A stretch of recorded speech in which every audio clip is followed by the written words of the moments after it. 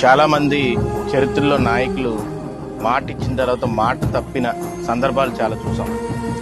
ముందు గవర్నమెంట్ అయితే మాటలు ఇచ్చి దాన్ని తప్పి ప్రతి సంవత్సరం పెంచుకుంటూ పోతాం అని చెప్పి 5 సంవత్సరాలు హింసించి ఖజానాలో డబ్బులు లేకుండా చేసి అప్పులు చేసినా కానీ చంద్రబాబు నాయుడు గారు, పవన్ కళ్యాణ్ గారు, నరేంద్ర మోడీ గారు ఒక మాట ఇచ్చారు.